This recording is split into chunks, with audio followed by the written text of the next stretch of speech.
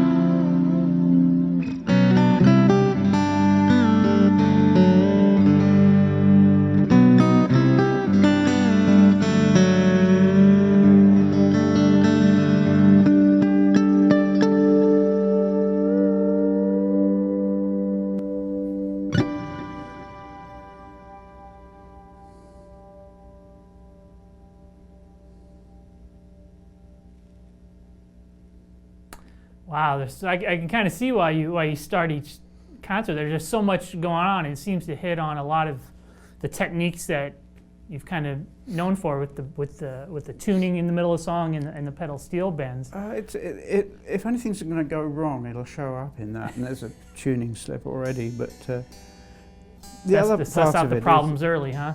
Yeah. Yeah. The other part of it is kind of feeling out the acoustic and the audience and like what's going on, where we are, and it's been good for that. So yes, we're in the Midwest. So I would imagine, is there a story that goes behind when you wrote that song, where you were and what you were thinking about? As far as I remember, the original idea for it came when I was in Gloucestershire, which is about as Midwest as you can get in England before you're in Wales, and you probably don't want to go there.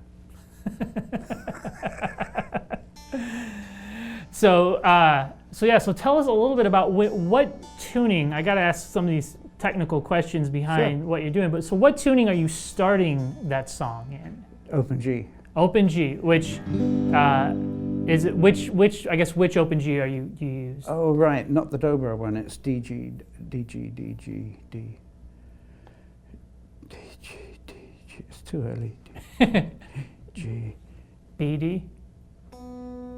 That's B, isn't it? Yep.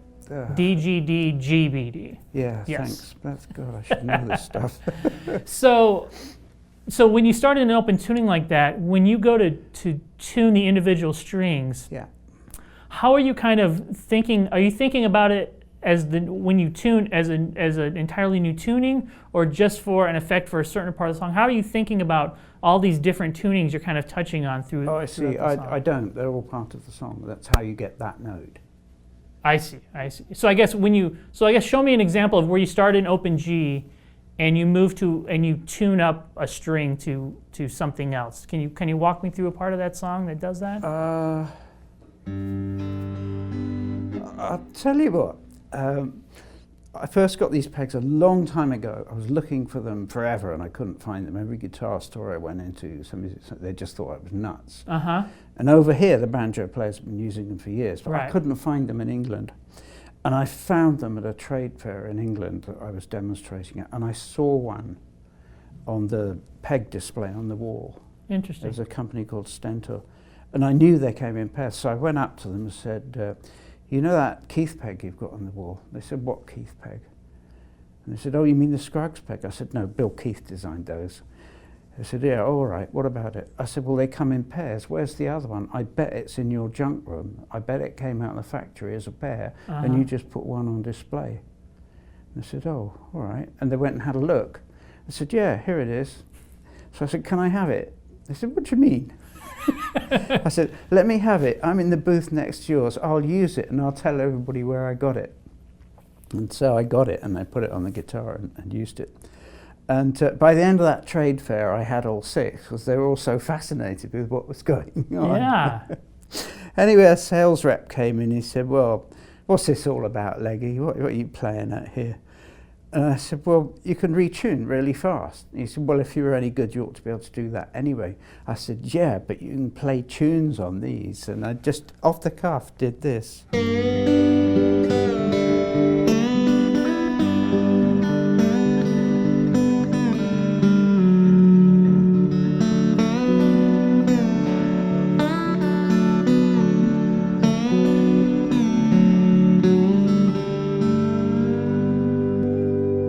At that point, he was impressed.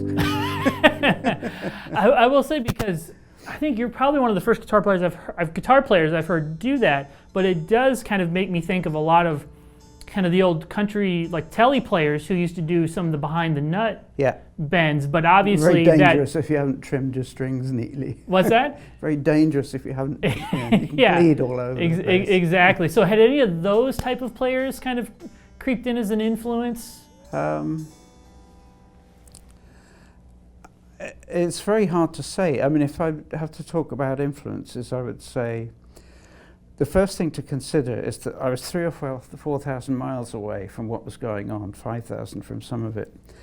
And all we saw in England, this before the internet, before any flow of information, was the whole wood. We just saw the guitar from a distance. So I saw Elizabeth Cotton and then more recently Joe Satriani, at the time Lonnie Mack. I saw that whole thing as the guitar, and then I started hearing the banjos and the steels as I accidentally got into country music. I joined a band in Liverpool because I thought I'd meet girls and have fun and get drunk, and I did, and I met my wife that way. So the meeting girls bit slowed down quite quickly. But I could hear all these steel sounds, and they were just lovely sounds, and that's what I wanted. The guitar that was going on in country at the time, apart from Don Rich, which was essentially part of a Bucko and Son structure, there wasn't that much in the guitar that appealed to me at all, but it was the peripheral sounds in country behind these dreadful singers. I later discovered how dreadful the singers were because I was listening behind all the time.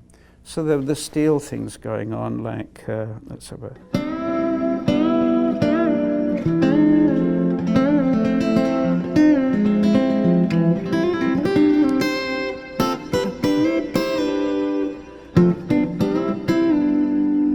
Those were the sounds I wanted. Were you just playing? Was that in standard tuning? Yeah. Yeah. I think so. Hang on. Yeah. Yeah.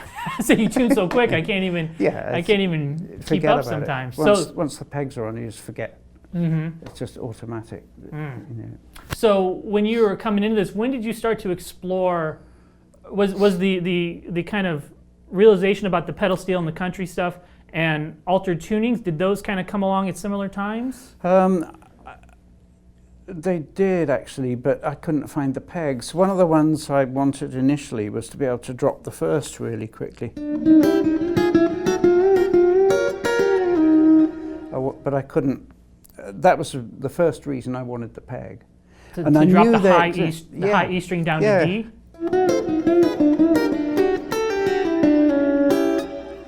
I wanted that, but I couldn't find the damn pegs anywhere. So.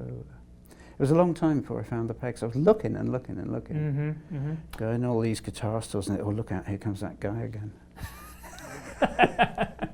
Well, at least you found your thing. Yeah. I mean, that's the upside to all this. Yeah. So so tell me about when you talk about altered tunings, were there other guitar players that you were listening to that explored that, or was it something you kind of fell into as a means to realize what you were hearing in your head? I think, bear in mind, first of all, that everything I got in England then was third or fourth hand. And I didn't know where it had come from. I didn't know Elizabeth Cotton wrote Freight Train. I heard so many different versions of it and learned them. Yeah. And it was only later I discovered Elizabeth Cotton and what a magnificent old woman she was. So information was coming in bits and bobs. I kind of knew how the guitar worked. It's pretty straightforward, isn't it? Mm-hmm. You know. And the pitching and everything like that. It's very simple. So when the pegs happened, the open tunings really exploded. Yeah. Because they were easy to get. If you take a straight acoustic on stage and you want to retune it, the audience is going to go mad sitting there watching you fool around and everything. And it has to happen quickly, so that they don't suddenly focus on your tuning. You want to keep their attention on the music, so the tuning has to happen quickly. So there was quite a lot of drop D going on. I was writing beforehand, but most of what I wrote prior to the pegs was in standard tuning, and it was kind of all right. It got broadcast a lot in England, but then there was the major problem of the acoustic, which is actually getting it on stage. And the first time I took my little Martin on stage for a floor spot, it sounded so bad I didn't ever want to do it again. I had a Barkus Berry on there, and I thought it'd work, and it didn't. And I was playing this tune, and every so often a cow would go into labour halfway through, and it was just awful. There's a bag of nails in the treble, and so I kind of walked away. I thought, no, I can't do that. That's just not musical. And they were all saying, oh yeah, it's great. I said, no, it sucks, you know. So there was a point where I kind of beat a retreat into the instrument industry. I talked my way into a technical job there. And at that point, I had a whole warehouse full of guitars to muck around with. Plus, I was at the trade fair where I found the pegs. Right. And then I found the Ovation pickup, which is not pressure sensitive. It's vibration sensitive, but not pressure sensitive. And that and the pegs, I could do anything. And I could do what I really wanted to do, which was pull together aspects of the acoustic, that harmonic structure, and the flexibility and practicality of the electric. And from that time in the industry, all this developed.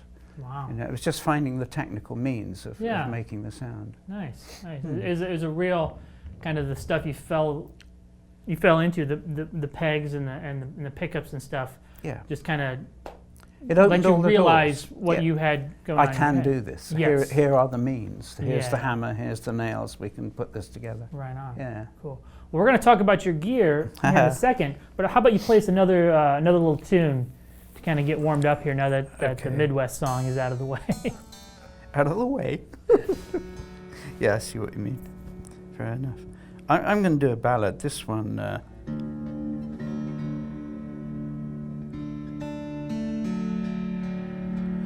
This one has surprised me.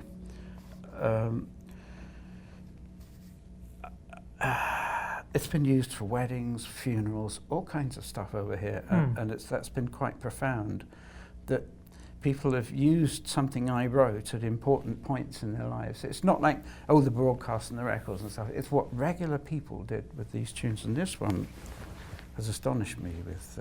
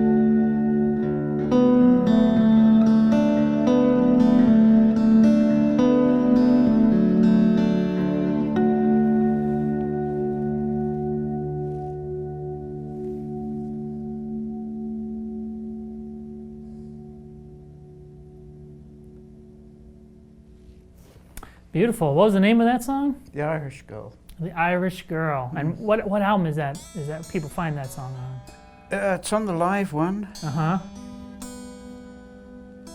It's on slow guitar. And it's on some old ones that disappeared. Or an old one that disappeared, got remaindered. Oh no, it's not remaindered in records, is it? It's remaindered in books. So it got that anyway. A lot of what I hear in your songs is, and that's kind of a bit of an influence I was thinking about, is kind of Celtic and Irish influences. You play a lot of waltzes. Yeah. You know, is that something that is just from the music you grew up with? You just heard that stuff around, or can you point to something specific that really caught your ear that made you want to go that way? Well, I was brought up essentially in classical music and a quite good church choir that followed the Royal School of Church Music syllabus. So it was a good 4-part thing. So I always had a sense of harmony from the first time I squeaked before I got body hair. And then I went into the school orchestra, and the same thing, I was playing oboe, and all around me was harmony and melody. And if you look back into classical music and old hymn tunes, all those things have already happened. Mm-hmm. So that they come from there. The Irish Celtic thing, it must be there, because I worked in Irish bands, but I would say that's probably less important as a source than the music I was brought up with as a child. Mm-hmm, mm-hmm. And the hymn tune thing, I think, is actually quite important too, because the whole point of hymn tunes was that you wanted to get the congregation to sing fairly quickly, so you had to give them something fairly easy. Mm-hmm. So there'd be short verses that topped and tailed quite quickly, where they would sing lots of words, and so that gives you a basic, simple, accessible structure every time. You know? Mm-hmm, mm-hmm. So that was probably the most important bit from the point of view of composition. But if you listen into classical music across the years, from the Baroque to the Romantic period, everything's there. Mm-hmm. You know, it just crops up now and again. You think, oh, that's a nice bit, I'll have that. All right, well, let's talk about this guitar that you have. And we kind of discussed how you came across the banjo tuners, and you mentioned you had kind of been known for playing an Ovation guitar for years and years. So tell us about this guitar and how you came across this one. Well, the problems started happening, I guess, about 20 years ago. I started getting injuries, arm injuries and things like that. And they were all essentially traced back to my back. And if you look at most guitar players sitting with an acoustic, they're sat like that. So left shoulder's down, the guitar neck is straight, the right shoulder's up in the air, the spine is twisted, and from that comes all the tension, and the tension transfers to your arms, and you've got a problem. So I knew I needed to change the angle. If you look at Portuguese guitar, they're also lovely and diagonal. So I knew I needed to change the angle, so I needed to change the body shape. Many, many years ago, when I was still hacking guitars together out of bits of scrap, I hacked one together out of something that had a huge cut out there, and remembered that it sat really well. So I went to see my pal and said, I need this, and it's got to fit in the overhead of a Boeing 777, which was 37.5 inches long. So this is 36.5 inches long. It's very practical, really. If you can't get it to a gig, then it's no use. Right. So the first point is you've got to get the stuff to the gig, hence the small pedals. They've got to go under the seat in front, or they don't go to the gig. Right. And then you haven't got a sound, you know. And this was probably well before it became more difficult to travel with instruments on planes, right? It was starting. Yeah. The Boeing 777 was the first sign, because the overhead, bulkhead to bulkhead, was shorter. 37.5 inches was shorter. So that was the first sign. But then it did get much more difficult very quickly, and you could see it coming. You know, they're not going to let up till they got every penny in my wallet. You know? So who's the luthier that built this guitar? A chap called Bill Puplid, an old friend. When I was in the industry, he was one of the guys who we'd be on the phone with every day, trying to figure out the latest solution to the undersaddle problem. There isn't a solution. It's a generic issue. It's never going to change. The whole string balance thing is just a mess. The sound is a mess because it's so spiky. The attack transient is much too quick and violent. And I've made a hash of the tuning. It's your central heating. So you soft northerners, you live in these harsh climates and claim to be tough, and just turn your central heating up and stay indoors. It'll replace hell with an instrument. Sorry, where were we? That's all right. So what pickup do we have in this guitar here? These are Graphtex piezos. This is the Wafer-Thin magnetic. Is it like a gold foil? It looks, or is it? I had a good friend who ran the repair shop in Mandolin Brothers for a long time on Staten Island, and I used to go and stay with him. And around the corner was Steve Blucher, who I'd already met at trade fairs. So I went round to see Steve and said, I need a pickup that's 6 millimeters deep. And he said, okay. And a year later, I rang him and said, how are you getting on with that? And he said, well, we've made all the mistakes. We might be ready soon. And he made it. And the point of its being 6 millimeters deep was to do with the structure of the guitar. There's a longitudinal box section here that I think is very important. I have all these weird ideas, you know, but they actually turn out to work. So I didn't want to cut into it. I didn't want to sink a pickup into it. So it had to sit on the top. Okay. So we stuck it on with carpet tape, but it moved around, so we had to put the frame around it to stop it sliding around. Because there's a little, I don't know if people can see it in the camera, there's a little sound hole in the lower bout there. Yes. Yeah. It was quite interesting. When Bill first made it, it wasn't sounding quite right. There was a big cavity in there. And I said, I think the cavity needs venting. I think the pitch is wrong. We need to open the pitch up. We need to vent it. So he drilled a hole in it to see if that did it. And it did the trick. But it seemed to me the treble response would be better if it was flared. I mean, this is by no means an acoustic guitar, but it's the physicality of the guitar affects the signal it's going to send down the line via the pickups. So the more you can do to the body of the guitar and the neck and everything else to make it work, to make it live, the better will be the signal you get down the wire. And so it was that kind of thing. It gets pretty esoteric and pretty deeply nerdy, and you're in the right place for that. Good. Well, let's go off to the stone circle and slaughter a goat and see if we can improve on things. So we have some. So do you switch between the pickups at all? I tend to use them as a mix. Okay. There's still an issue with attack transient with the piezos, but the material. Bill introduced me to these and said I might like to look at them. And if Bill says you might like a look at this, I think he's found something. The material is quite soft. So the vibration transmission is softened. Interesting. So you don't get that huge spike of the piezos that you got, for instance, with, I don't know if you remember Larry's power saddles, Larry Fisham's power saddles. He very kindly brought one down to a gig I was playing in Boston. And it was terrible. They were metal saddles, so the spike was huge.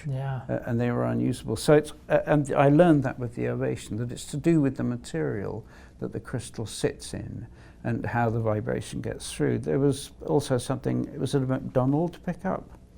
The guy talked about, you've got to use trailer window seal to stick it on. I didn't know what that meant at the time, and I figured out it's actually silicon rubber. So you stick the thing on with silicon rubber so that it's disconnected very slightly from the body.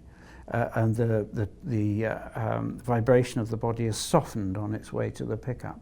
So you lose the transient again.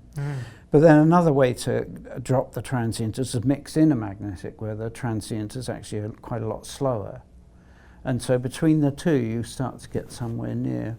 Then the next issue is to use a tube in line, and there's a small tube in the PC2A, the Effectro compressor, with quite a low moo. It's about a gain of about 40. You can achieve something similar with regular tube amps if you get rid of the 12AX7 and put in a 12AT7 or 12AU7, something with a lower gain, a lower moo. And you'll start to lose the transient. And the reason that happens is the attack transient is so fast. That's the whole problem, that you don't hear that Yeah. on a guitar. It's a slow attack usually. It takes a while for it to distribute and get the body going. But a piezo is just boom right away and it's huge. But a tube has a slow rise time and it doesn't wake up in time to get the transient. So you're using the fault of one or the deficiency of one piece of kit to deal with the deficiency of another, which is nice, isn't it? Yeah. There's kind of poetry about it. So that's another thing that helps take down this transient, so you start to get a more musical sound instead of this nasty spike. So do you have volume and blend controls? Is that what the knobs do? There's no control on the magnetic, it comes straight out. Okay. That's plan B, like if the battery goes down in the preamp here, and I may actually get rid of this preamp, but if the battery goes down, then I can switch onto the magnetic and keep going at least till the end of the set, re-EQ a bit, and Sure. I'm still in business. Cool. Okay, so it comes out of your guitar, Yeah. and we're going in down to this this pedal board Yes. here. So walk us through kind of your signal chain of where it comes. Well, you go into a volume pedal first, correct? No, the volume pedal is last. Last. Okay. Okay. You have to be able to cut everything off, and the tune is also a plan B for cutting off. You have to be able to cut everything off because at some point you're going to get off stage in a hurry, and the engineer may not be ready to, you might want to save his horns. Yeah. So you unplug and you get this big spike through the PA. Right, right. And, yeah. So it's automatic now. You just back off the volume pedal. And also engineers set things wrong, and you settle into a gig and you find there's too much going on. You need it back a bit. Right So on. the volume pedal comes right at the end of everything.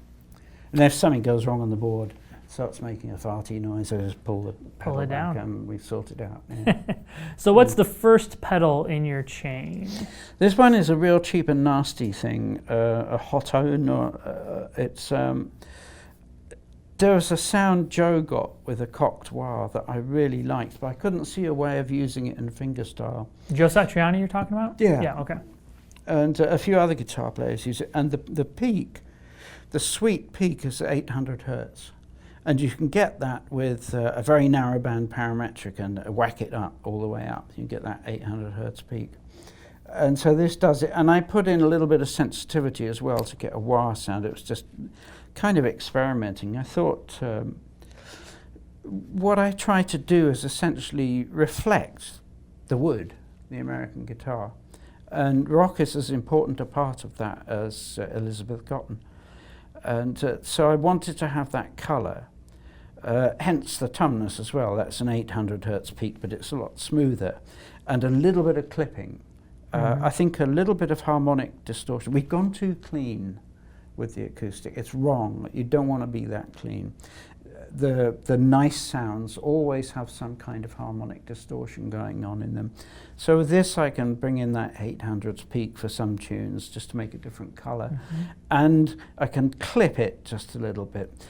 Another of the ideas I had about the piezo was if I could just clip the transient, that would be another way of taking it out. If the clipping, it's a huge voltage spike goes through. So if you can clip that, without clipping the rest of the signal, then it's another way around that spike. So that I use for colour. That's a Jam Rattler Plus, which is essentially a rebuilt Rat. And Janice very kindly made it in a small box for me, and he said, okay, he'd done it. And he said, okay, paint, what do you want? I said, oh, yellow flowers on blue. He did it. Oh, great. So I wanted a tremolo as well. He said, okay, paint. We dropped a control and he made the circuit smaller. He said, okay, paint. I said, oh, yellow flowers on red. I want flowers. The SP is essentially, it's not the 3080. They won't tell me what chip it is, but I think it's an 11900, something like that. I can't remember the number. The later iteration of the transconductance chip, which the 3080 was. And I was brought up on 3080 compressors. Like the Ross compressor? Yes, Yeah. 3080, RCA 3080 chip. Voltage controlled. It amplifies current. So it actually makes quite a nice preamp in a way because it will amplify current, not voltage. So you don't get that buffering effect. So if you want more volume, but you don't want that dry thing you can get with FETs, that'll do it. And I made a few preamps, just regular preamps with 3080s. But it's actually a really nice compressor, but very much an effect compressor, I think, because I like that. The 308 was very important to me, so I still want that sound. Mm-hmm. That goes then into the PC2A, which is gorgeous. And that has the tube you were mentioning. Yes, before. Tiny little tube. That came about. I did a tour with big tour, and Randy Lane was the engineer, and I hung out with him as much as I could to learn as much as I could. And he was very kind and patient, and I was asking him stupid questions all the way. He's trying to do his job and then rattling on about this. He's very kind and helpful. And I noticed that every time he came to an Avalon compressor, he was really happy. Mm-hmm. And he showed me why. He played me the stuff through the compressor, and I listened to it, and I thought, yeah, it's tubes. I've got to have a tube compressor. But I couldn't carry an Avalon. It's a massive great thing, So I started doing online searches looking for tube compression. And I kept getting all these things back about elastic bandages for athletes. But great, that really helps. But I kept searching, and I varied the terms a little bit. And then I came up with an essay Phil, who makes these, Phil Taylor, had written, talking about the LA2A and everything and obsessing about it. I wrote to him, right, I would say, do it now. It'll be the best pedal you've ever made. Do it now. I need a tube compressor right now in a little box. And he was very kind, and he sent me all kinds of prototypes, and they were various degrees of not quite right. And eventually he got to this, and that was the end of the problem. It's just a beautiful compressor. There isn't anything like it. It's essentially the LA2A in a simplified box. Now, do you use, are both compressors on all the time? That stays on all the time. Okay. Got to have that tube in there. It just does something. You can A/B stuff like that and not quite get it, but it's the feel of it, I think, long term. It's the feel of a pedal that matters, and that has a feel that I'm very, very comfortable with. And the SP, do you just bring in and out as needed? Yes, or I vary it. I tend to leave it on quite a lot, backed off, the mix backed off, and I tend to vary the degree of compression on the switch. Mm-hmm. And that seems to be working. I'm probably overdoing it, but I've always overdone everything, so what the hell? Why stop now, right? Why stop now, yeah. Moderation, what's that? That goes to the Empress parametric. That was a disaster when I got it. They'd overpainted the whole damn thing, and I put it in the board, and I was getting all kinds of issues, noise issues and everything. Until one gig, I realized what the problem was. They'd overpainted the holes, and nothing was grounding in the box. Oh. So I took it apart and scraped it all out and put it back together, and that was the end of the problem. But we'd had engineers bringing out Furmans and more Furmans, and I'd been rewiring and apologizing, and but once I scraped the overpainting out, it was okay. The Q is switchable.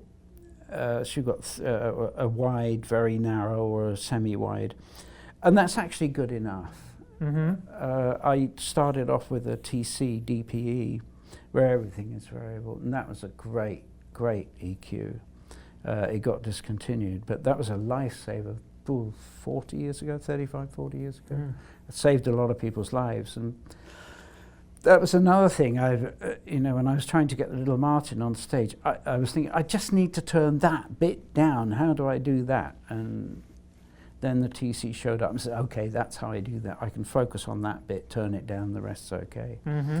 So that was a lifesaver. But it's kind of awkward now, and mine is very old and still works fine. It's an awkward shape to go on the board.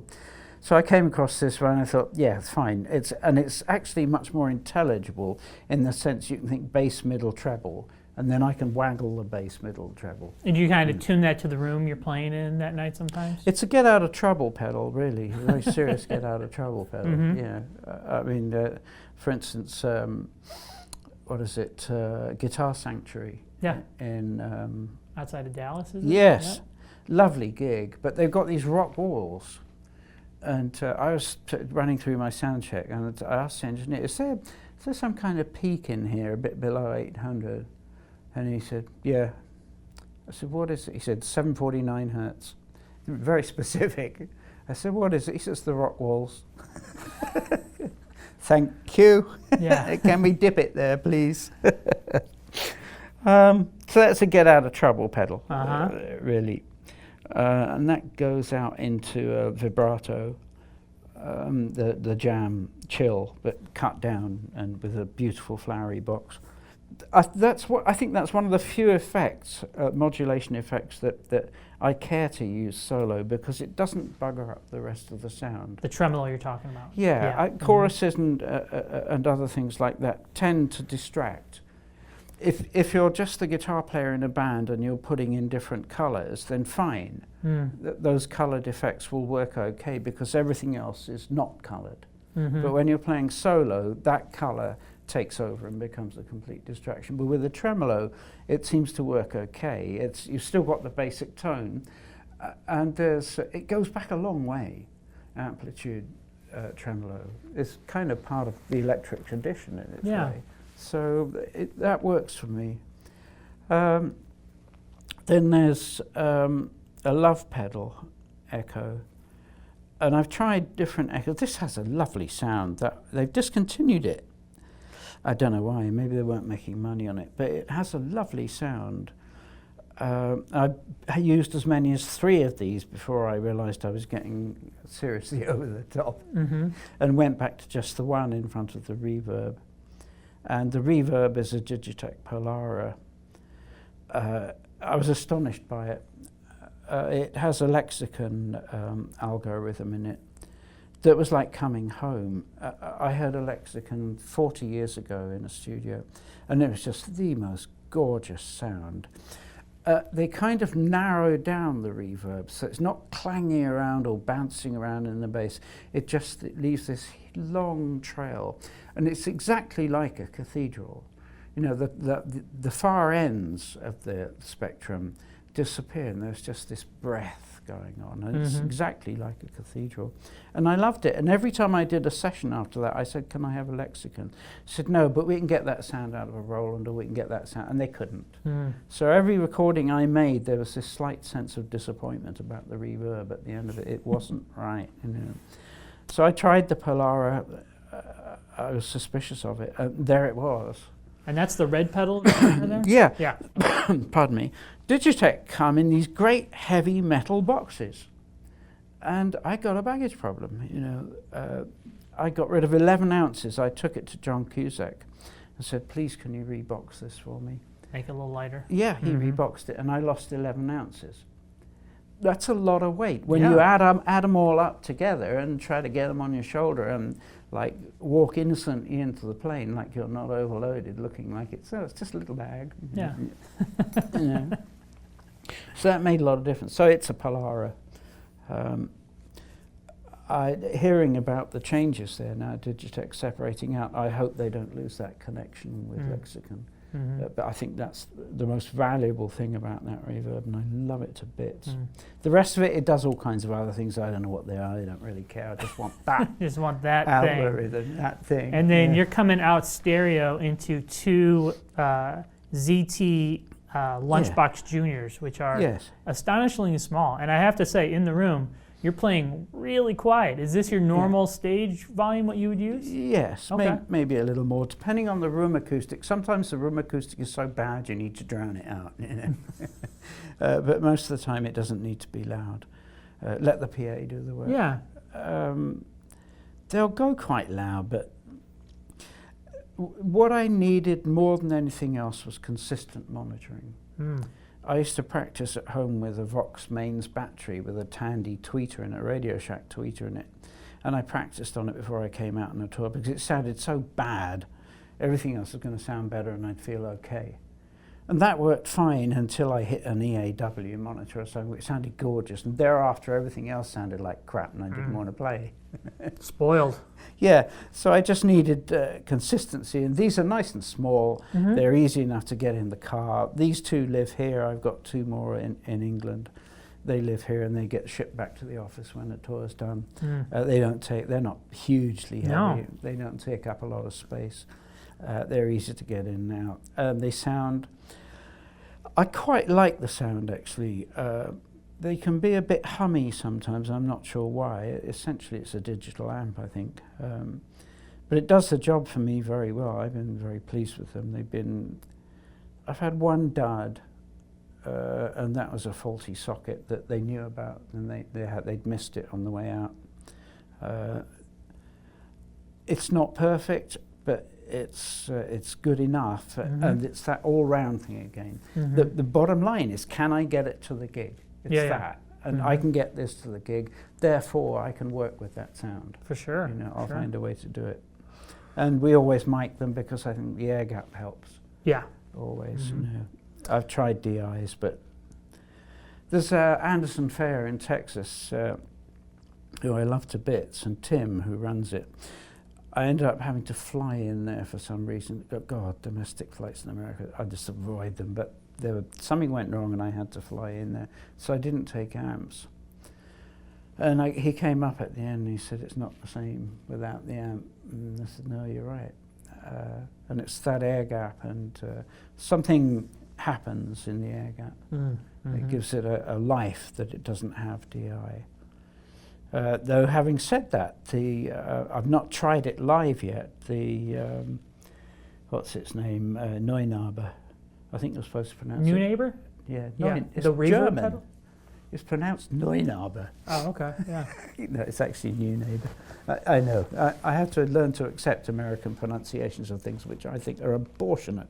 But there we go. I have to learn to adjust. This is your country. You pronounce words how you like, and if I think it's a complete heap of shit, it's not my business to say so. But if I say new neighbor to Bill, he says, what? And if I say Neunaber, he says, oh yeah, right. You know.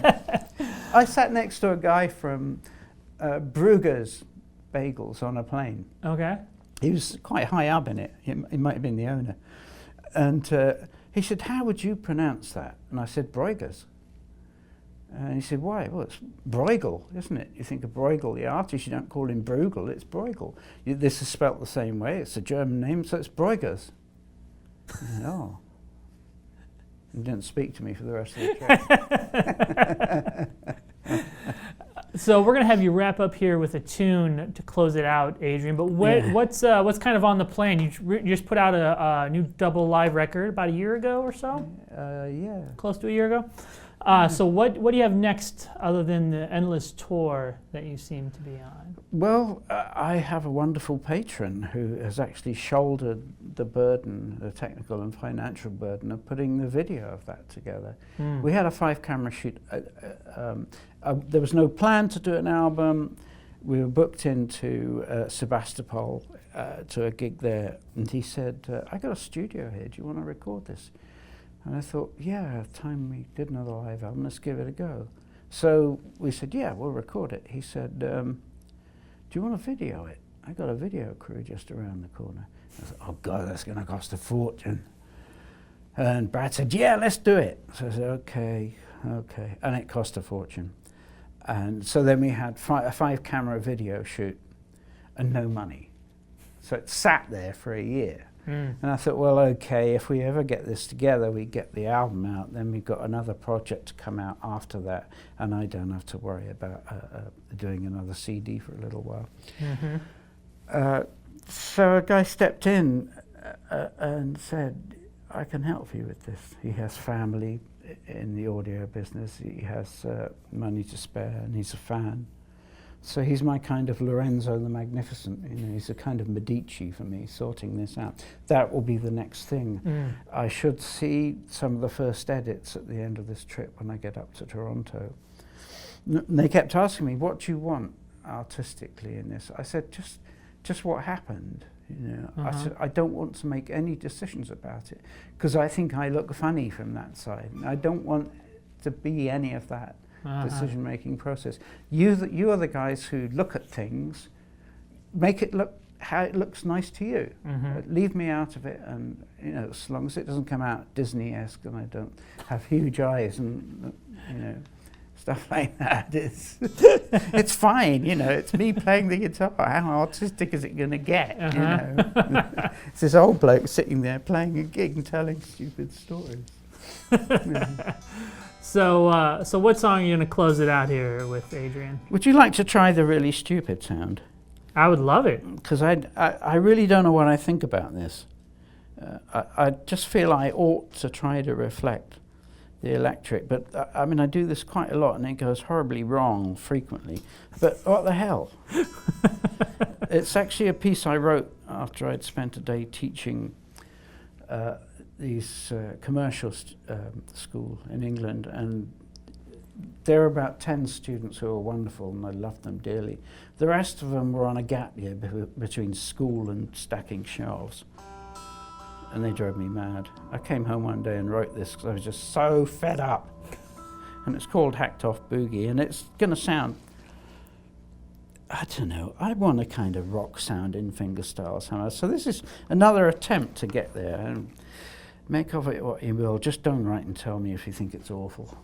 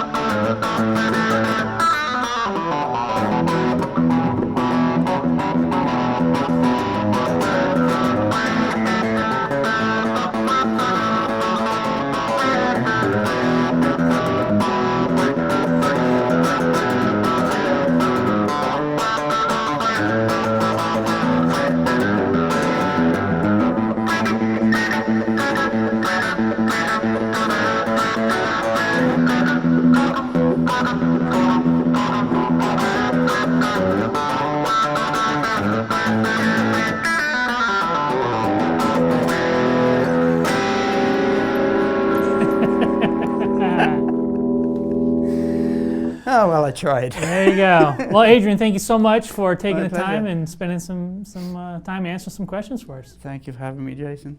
I hope some of it makes some sense somewhere.